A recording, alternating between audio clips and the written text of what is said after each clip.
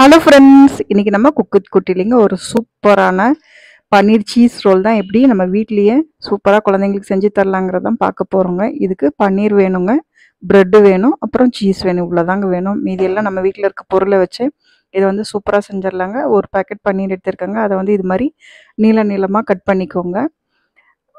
அப்புறம் எப்படி அதில் மேரினேட் பண்ணி வச்சு ப்ரெட்டோட ஸ்டஃப் பண்ணுறது அப்படின்னு பார்க்கலாங்க. இது மாதிரி நீங்கள் செஞ்சு கொடுத்தீங்கன்னா அது இந்த மழை சமயத்தில் சூப்பராக இருக்குங்க. பசங்க வந்து விரும்பி சாப்பிடுவாங்க. இப்போ லீவ் விடுறாங்க இல்லைங்களா, அதனால மழை சமயத்தில் இது மாதிரி செஞ்சு கொடுங்க. அவங்களும் விருப்பமாக சாப்பிடுவாங்க. கிளைமேட்டுக்கு ஏற்ற ஃபுட்டாகவும் இது இருக்குங்க. இப்போ இதில் வந்து நான் கொஞ்சமாக மிளகாத்தூளுங்க, பெப்பர் பவுட்ரு, ஜீரகத்தூள், கொஞ்சமாக கரம் மசாலுங்க, சால்ட்டு, ஒரு அரை எலுமிச்சம்பழம் வந்து புழிஞ்சு விட்டுருக்கேங்க. அப்புறம் ஒரு 3 ஸ்பூன் அளவுக்கு தயிர் சேர்த்துருக்கேங்க. இது ஒரு பேக்கெட்டு பன்னீருக்கு வந்து இது வந்து கரெக்டாக இருந்ததுங்க.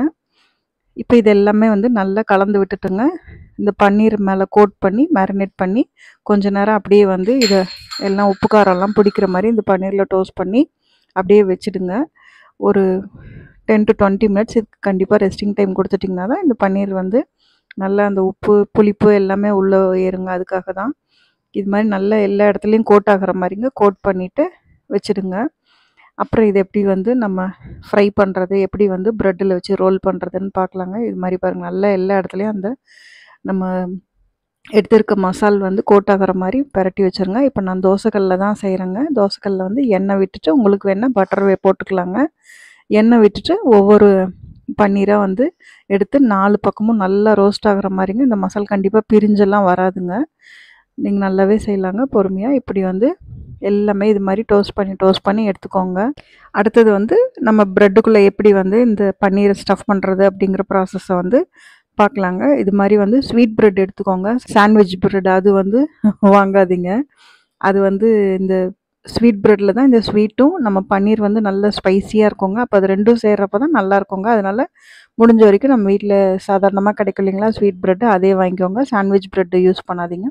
இதை வந்து பூரிக்கட்டையில் வச்சு நல்லா வந்து தின் பண்ணிக்கிறோம். நம்ம ப்ரெட்டை வந்து இது மாதிரி நல்லா அழுத்தி, தண்ணியெல்லாம் எதுவும் தேவையில்லைங்க. சும்மாவே இப்படி அழுத்துனிங்கனாவே ப்ரெட் வந்து நல்லா அப்படியே சாஃப்டாக சப்பாத்தி மாதிரி தேக்க வந்துடுங்க. இப்போ இதில் வந்து நம்ம அந்த டோஸ்ட் பண்ணி வச்சுருக்கோம் இல்லைங்களா பன்னீரை, அதை வந்து வைக்க போகிறோங்க. அதுக்கு முன்னாடி இதில் வந்து பசங்களுக்கு கொடுக்குறதா இருந்தால் இது மாதிரி சீஸ் போட்டுக்கோங்க. சீஸ் வச்சு பண்ணுறப்ப தான் அந்த பன்னீர் ரோல் வந்து ரொம்ப சூப்பராக கிடைக்குங்க. நான் கொஞ்சம் கொத்தமல்லி தழை வச்சுருக்கேங்க. அதை வந்து இந்த சீஸ் மேலே அப்படியே வெறும் இலை மட்டும் கட் பண்ணி வச்சுருக்கேங்க. அதை வந்து வச்சுட்டு நடுவில் வந்து நம்ம ஃப்ரை பண்ணி வச்சுருக்கோம் இல்லைங்களா அந்த பன்னீரை வந்து வச்சுக்க போகிறோங்க. நம்ம இந்த பன்னீரை மேரினேட் பண்ணி வைக்கிற டைம் மட்டுமே தானே தவிர்த்துங்க. இது ஒரு 5 நிமிஷத்தில் செஞ்சு கொடுத்துர்லாங்க. பசங்களுக்கு டீ அந்தாண்ட கொதிக்கிறப்ப கூட இந்த ரெசிபி வந்து சூப்பராக செஞ்சு கொடுக்கலாங்க. பசங்க வந்து விரும்பி சாப்பிடுவாங்க, திரும்ப திரும்ப கேட்பாங்க. அந்த மாதிரி இது வந்து அவ்வளோ டேஸ்ட்டாக இருக்குங்க. ஒரு தடவை நீங்கள் செஞ்சு கொடுத்துட்டிங்கன்னா அப்புறம் அவங்களே வந்து இதுக்கு அடிக்டட் மாதிரி ஆகிடுவாங்க. அவ்வளோ டேஸ்ட்டாக இருக்குங்க. நம்ம வீட்டில் இருக்க பொருளை வச்சு தானே நம்ம செய்கிறோம்.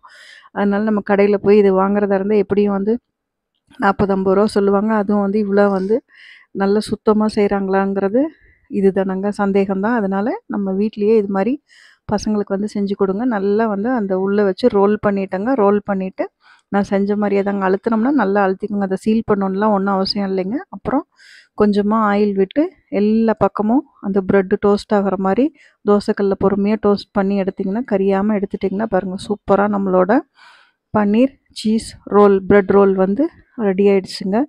நம்ம பேக்கரியில் மாதிரி மட்டும் கிடைக்கிற இந்த ரெசிபியெல்லாம் நம்ம இது மாதிரி வந்து பசங்களுக்கு செஞ்சு கொடுத்திங்கன்னா அவங்க ரொம்ப விருப்பமாக சாப்பிடுவாங்க. நான் வந்து இதில் சீஸ் இல்லாமல் வச்சு சாப்பிட்டாங்க. பசங்களுக்கு மட்டும் சீஸ் வச்சு கொடுத்துட்டு, நம்ம பெரியவங்க சாப்பிட்றதா சீஸ் வேண்டாம் அப்படின்ட்டு நினைக்கிறவங்க வந்து சீஸ் அவாய்ட் பண்ணிவிட்டு வெறும் ப்ரெட்டில் மட்டும் அந்த பன்னீரை ரோல் பண்ணி சாப்பிட்லாங்க. ரெசிபி பிடிச்சிருந்தா ட்ரை பண்ணுங்கள்.